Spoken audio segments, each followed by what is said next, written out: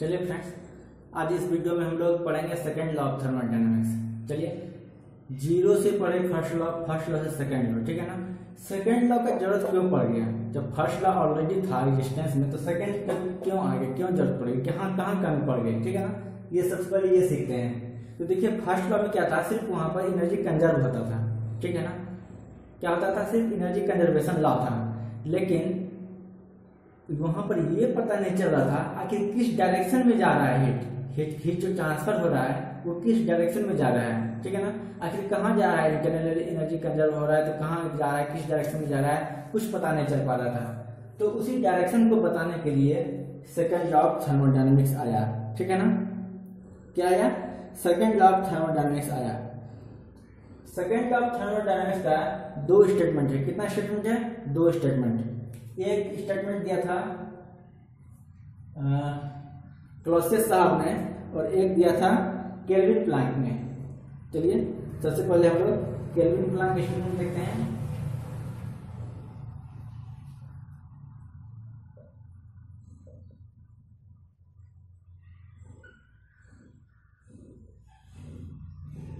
देखिए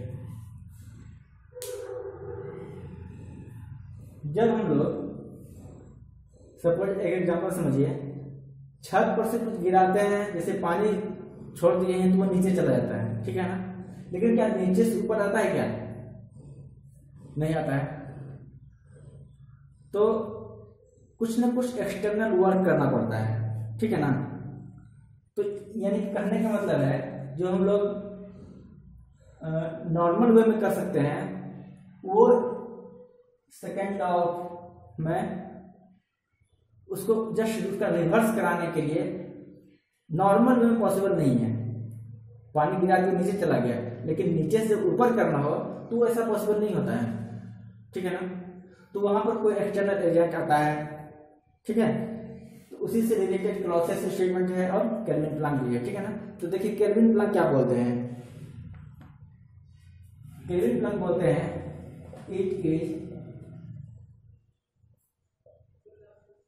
it is impossible for a heat engine। चलिए heat engine एक वर्ड टर्म आया ना, इसके बाद में हीट इंजन को बता देता हूँ। हीट इंजन क्या होता है? For a heat engine to produce network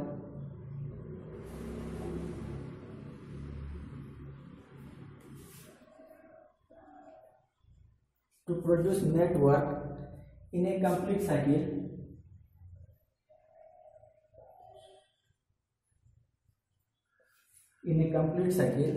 if it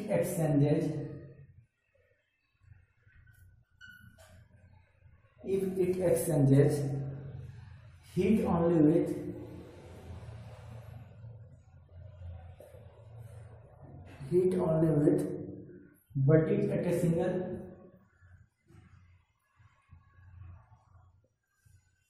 bodies at a single fixed temperature।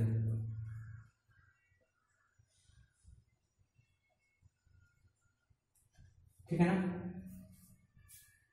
इसको आप ऐसे भी बोल लिख सकते हैं, होल हीट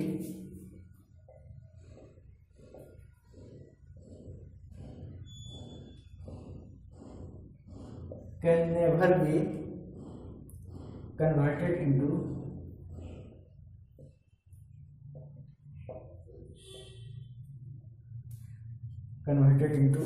वर्क, ठीक है ना।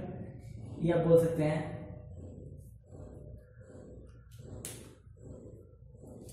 समझ रहे हैं? टोटल हीट को आप टोटल वर्क में कन्वर्ट नहीं कर सकते हैं। और यहाँ पर वही स्टेटमेंट बोल रहा है कि हीट इंजन में सिर्फ एक सिंगल फिक्स टेम्परेचर से नेटवर्क कंप्लीट नहीं प्रोड्यूस नहीं किया जा सकता है, ठीक है ना। It is impossible for a heat engine to produce net work in a complete cycle if it exchanges heat only body with single fixed temperature, ठीक है ना। ये कहता है केल्विन प्लैंक स्टेटमेंट, ठीक है ना। अब देखिए क्लॉसियस स्टेटमेंट, जो सेकंड लॉ ऑफ थर्मोडायनेमिक्स का सेकंड स्टेटमेंट है वो है क्लॉसियस स्टेटमेंट। चलिए मैं इसको रफ कर दे रहा हूँ।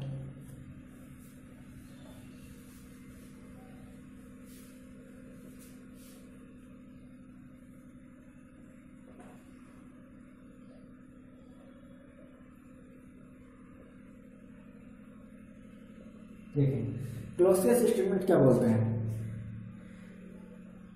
क्लोसियस साहब बोलते हैं इट इज इम्पॉसिबल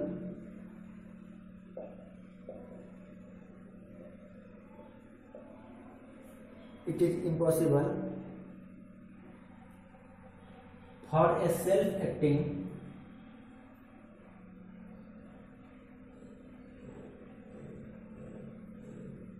self-acting देखिए सिंपल वे में समझते हैं, it is impossible to construct a device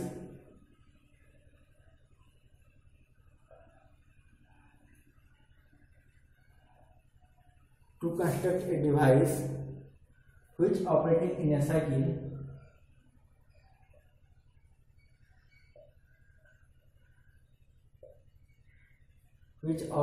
a cycle will produce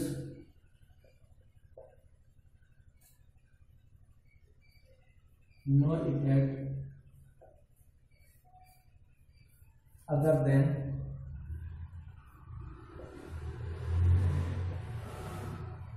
transfer of heat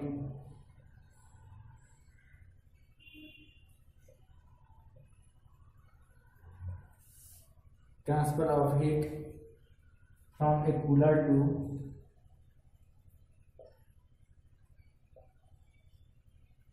a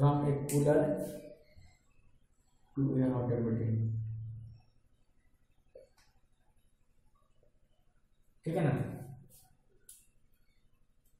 इसको आप सिंपल वे में लिख सकते हैं, heat by itself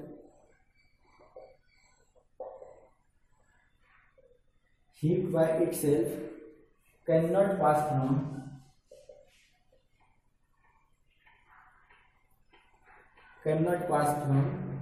colder to a hotter body।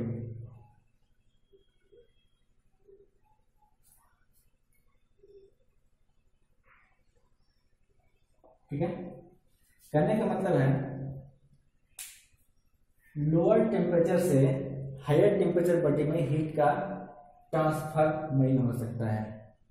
ठीक है, तो ये ऐसा पॉसिबल है, नेचुरली नहीं पॉसिबल है। ठीक है ना, लेकिन जैसे हम लोग रेफ्रिजरेटर वगैरह लगाते हैं तो वो क्या करता है, वहाँ एक एक्सटर्नल एजेंट आता है, इलेक्ट्रिसिटी वर्क करता है, तो फिर वहाँ पॉसिबल होता है, लेकिन खुद से नहीं हो सकता है, कोई एक्सटर्नल एजेंट आएगा तो फिर ये पॉसिबल है। ठीक है ना, तो ये सेकेंड लॉ ऑफ थर्मोडायनामिक्स का दो स्टेटमेंट है, केल्विन प्लैंक स्टेटमेंट और क्लॉसियस स्टेटमेंट। ठीक है, आगे हम लोग देखते हैं हीट इंजन वगैरह के बारे में देख लेते हैं। ठीक है, देखिए हीट इंजन के बारे में देख लेते हैं, हीट इंजन क्या होता है। ठीक, ये हीट इंजन, ठीक है ना, हीट इंजन क्या है, एक तरह से डिवाइस है जो क्या करता है, हीट को वर्क में कन्वर्ट कराता है। क्या करता है, हीट को वर्क में कन्वर्ट कराता है। Heat engine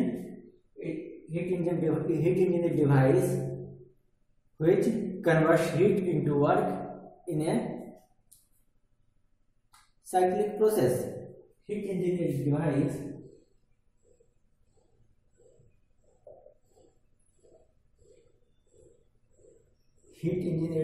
device which converts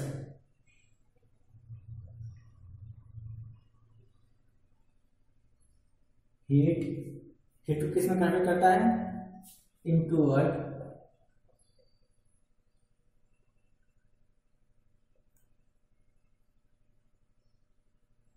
work continuously through a cyclic process।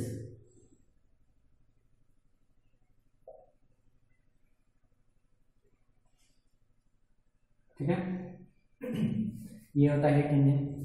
ठीक है, हीट इंजन में कौन कौन सा पार्ट होता है देखिए,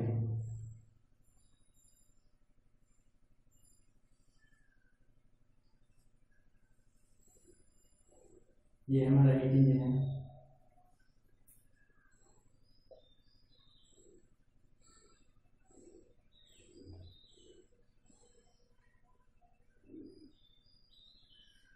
suppose T2 greater than T1। ठीक है, इस तरह से हीट इंजन का डायग्राम बनता है।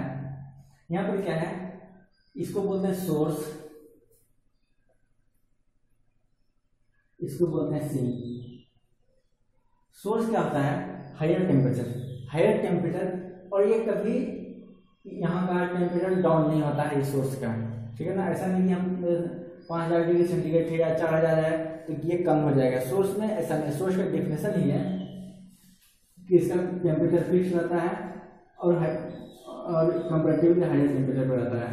जबकि सिंक की बात करें, सिंक क्या होता है, ये लोअर टेम्परेचर है, यानी कि हायर टेम्परेचर से जो ड्रॉप करेगा वो लोअर टेम्परेचर पर हीट रिलीज करेगा, ठीक है ना। तो ये सिंक है और इसका भी टेम्परेचर अप डाउन नहीं होता है, ठीक है ना। ऐसा कि टेम्परेचर बढ़ गया है, फिक्स टेम्परेचर, तो यहाँ से हायर टेम्परेचर से हीट लेगा, ठीक है। उसका कुछ अमाउंट वर्क होगा और कुछ अमाउंट रिलीज हो जाएगा आगे, तो सिंक में चला जाएगा, ठीक है ना। देखिए अब यहाँ से आपका सोर्स हो गया, सिंक हो गया, ये हीट इंजन हो गया, यहाँ से वर्क आउटपुट हमको मिल गया। हीट इंजन में यही है फायदा कि हीट इंजन में हमको वर्क मिलता है, ठीक है ना। और आगे आप हीट पंप रेफ्रिजरेटर भी पढ़ेंगे तो वहाँ पर क्या होता है, आपको वर्क एक्सटर्नल कराना पड़ता है, यहाँ पर हमको हीट वर्क मिलता है, ठीक है ना। देखिए यहाँ से इसमें एफिशिएंसी की बातें आती है, तो एफिशिएंसी क्या होता है, एफिशिएंसी को ईटा से इंडिकेट करते हैं। एफिशिएंसी क्या होता है, आप जितना वर्क कर रहे हैं और जितना आप टोटल हीट इनपुट किए उसका रेशियो। तो एफिशिएंसी क्या होगा, work done to the heat supplied, ठीक है। ये इसको परसेंटेज में इंडिकेट करते हैं, तो परसेंटेज में करेंगे तो इंटू 100% ऐसे लिख देंगे, ठीक है। चलिए work done to the heat supply, ये बताता है कितना फ्रैक्शन ऑफ एनर्जी आप यूज कर पा रहे हैं, ठीक है। ये होता है एफिशिएंसी, ठीक है ना। देखिए अब यहाँ से आप यूज कीजिए, वर्क डन कितना होगा, ये जो वर्क डन है वर्क डन कितना होगा, तो देखिए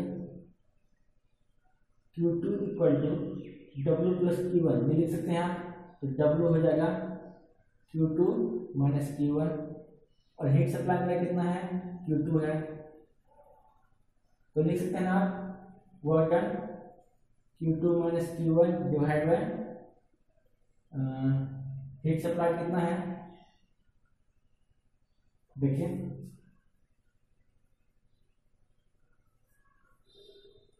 Q2 है, देख लीजिए कैलकुलेट कर लो, इक्वेशन करता है इसको आप 1 माइनस Q2 ऐसे भी लिख सकते हैं, देखिए ऐसे लिख सकते हैं ना, इसको समझिए। यदि इसको परसेंटेज में लिखना तो मल्टीप्लाई बाय 100% लिख देंगे, ठीक है। देखिए परफेक्ट हीट इंजन जो होगा, परफेक्ट हीट इंजन का मतलब क्या होगा, परफेक्ट हीट इंजन का मतलब ये वाला टर्म यदि 0 हो जाए तो यानी कि टोटल जितना हीट आ रहा है, सप्लाई हो रहा है, वो टोटल वर्क डन में कन्वर्ट हो जाए, ठीक है। ये होता है परफेक्ट हीट इंजन, ठीक है ना, समझिए। और जब रिवर्सिबल की बात करें तो रिवर्सिबल के केस में क्या होता है, Q1 by Q2 equal to T1 by T2, ये रिवर्सिबल के क्या केस होता है, इसको याद रखिएगा, ठीक है। तो यहाँ पर सिर्फ टेम्परेचर का टर्म में चाहे तो 1 माइनस T1 बाई T2 ऐसा देख सकते हैं, या फिर इसको सिंपली एफिशिएंसी इक्वल टू, देखिए 1 माइनस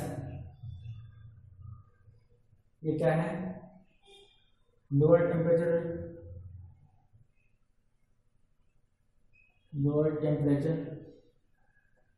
टू द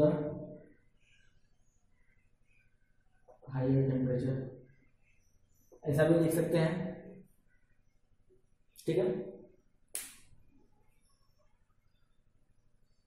अब हम लोग आगे देख लेते हैं हीट पंप के बारे में थोड़ा सा। हीट पंप में क्या होता है, ठीक है। और रेफ्रिजरेटर, ये आपके सिलेबस में रेफ्रिजरेटर ही है, हीट पंप आपके सिलेबस में नहीं है। फिर चलिए देख लेते हैं थोड़ा सा हीट पंप के बारे में। ठीक है, रेफ्रिजरेटर और हीट पंप को हम साथ साथ कर दे रहे हैं, ठीक है ना। सबसे पहले देखिए रेफ्रिजरेटर देखते हैं। रेफ्रिजरेटर में क्या होता है, एक्सटर्नल वर्क होता है, ठीक है ना। तो देखिए रेफ्रिजरेटर में क्या हो रहा है, देखिए सबसे पहले देख लेते हैं रेफ्रिजरेटर कहते किसको है। Refrigerator is a device which operating in a cycle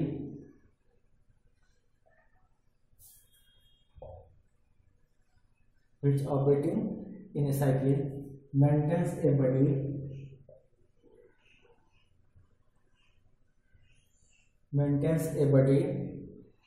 at a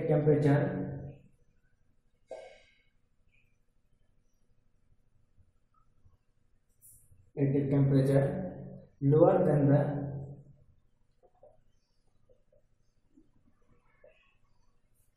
atmospheric temperature.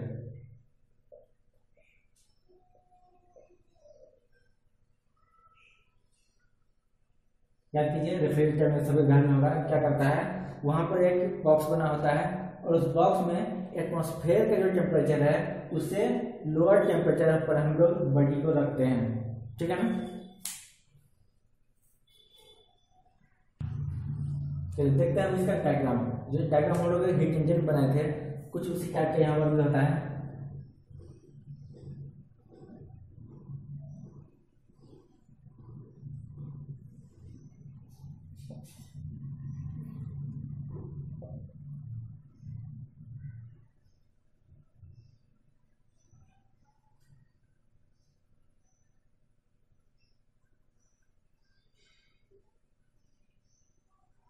फर्क देखिए कहाँ पर आता है इसमें,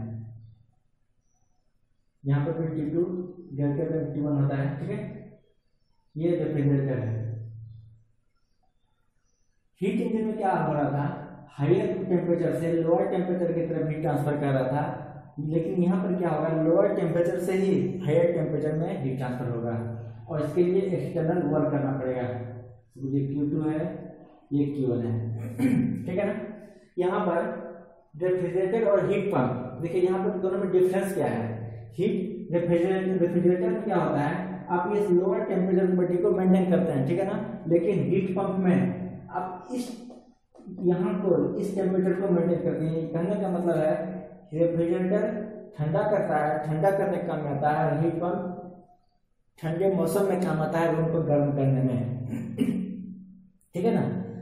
इस टेम्परेचर को, हायर टेम्परेचर को रेफ्रिजरेटर के डेफिनेशन में देखे थे कि वो क्या कर रहा था, एटमॉस्फेरिक टेम्परेचर से कम पर लोअर बॉडी को मेंटेन कर रहा था। लेकिन यहाँ पर हीट पंप में क्या करता है, हायर बॉडी टेम्परेचर को मेंटेन करता है। यानी ठंडे के मौसम में बाहर से ठंड से कम टेम्परेचर से हीट को ब्राउन करके सप्लाई करता है, ठीक है। चलिए हीट पंप और रेफ्रिजरेटर में इतना ही डिफरेंस है, ठीक है ना। बाकी देखिए इसमें यहाँ पर क्या होता है, एक वर्किंग सब्सटेंस रेफ्रिजरेंट होता है जो कि हीट को फ्लो कराता है, ठीक है। हम लोग हीट, लेकिन यहाँ पर आता है coefficient of performance.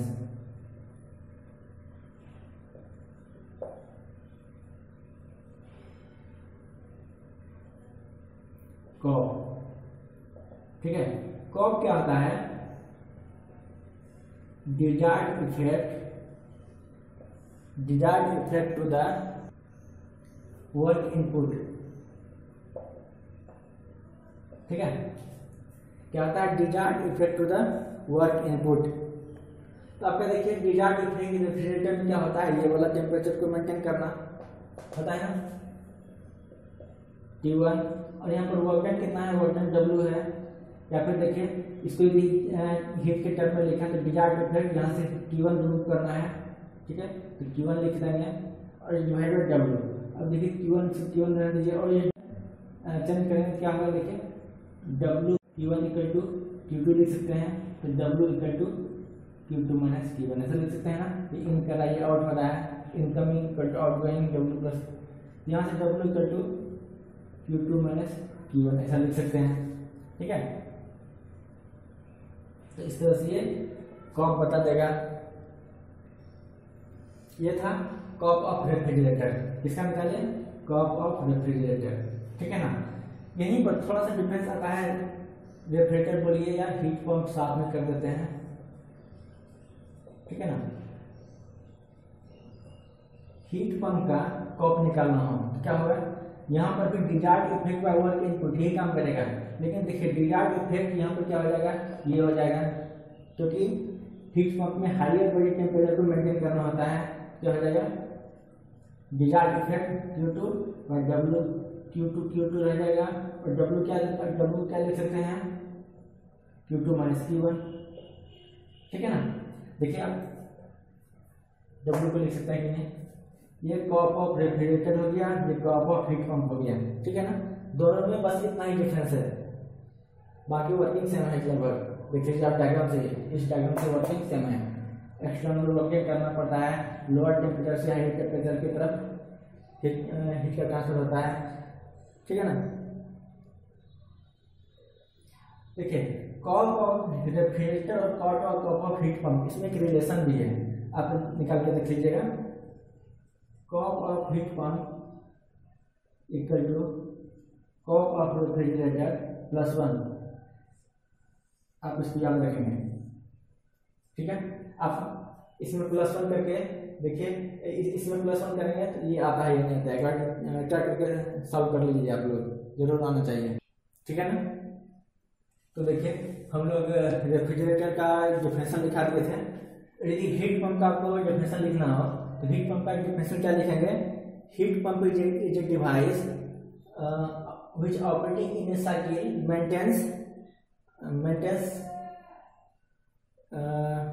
Maintains a body at a temperature higher than the atmospheric temperature, ये लिख सकते हैं। फिर वहाँ पर जो लोअर था रेफ्रिजरेटर में, यहाँ पर हायर कर दीजिए, ठीक है। ये था रेफ्रिजरेटर और हीट पंप, बाकी कुछ नहीं था बताने उसके लिए, बहुत ईजी है, आप लोग आराम से पढ़िए धीरे धीरे, ठीक है ना। चलिए आज इस वीडियो में इतना ही, ठीक है, आगे देखते हैं। फिर आप लोग कुछ भी दिक्कत है तो आप लोग कमेंट बॉक्स में जरूर कमेंट कीजिए, बताइए कहाँ दिक्कत हो रही है आपको, ठीक है। और कुछ न्यूमेरिकल्स आप लोग सॉल्व कीजिए इस पर, ठीक है ना। ठीक है, थैंक यू।